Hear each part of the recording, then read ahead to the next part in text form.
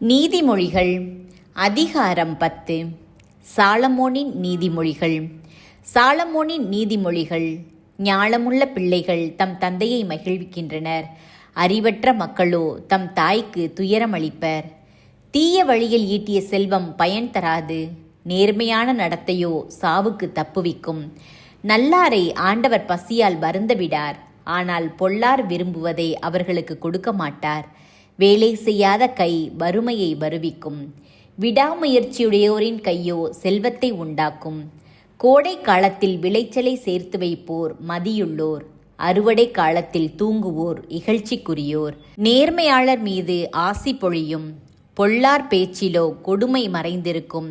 நேர்மையாளரை பற்றிய நினைவு ஆசி விளைவிக்கும், பொல்லாரின் பெயரோ அழிவுறும்.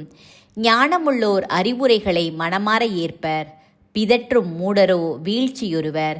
நாணயமாக நடந்து கொள்வோர் இடையூறின்றி நடப்பர், கோணலான வழியை பின்பற்றுவோரோ வீழ்த்தப்படுவர். தீய நோக்குடன் கண்டிப்போர் தீங்கு விளைவிப்பர், பிதற்றும் மூடரோ வீழ்ச்சியுறுவர். நல்லாரின் சொற்கள் வாழ்வளிக்கும் ஊற்றாகும், பொல்லாரின் பேச்சிலோ கொடுமை மறைந்திருக்கும்.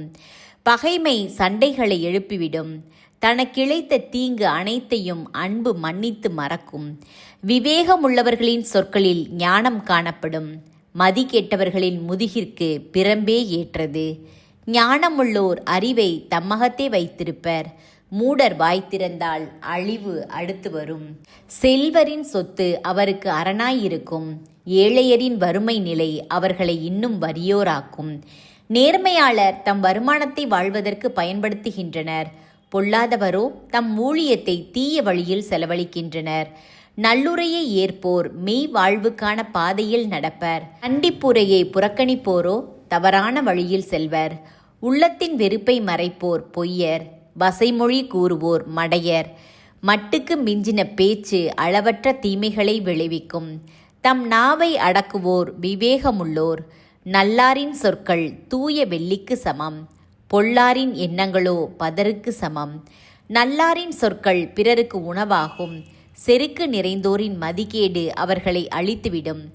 ஆண்டவரின் ஆசி செல்வம் அளிக்கும், அச்செல்வம் துன்பம் களவாது அளிக்கப்படும் செல்வம்.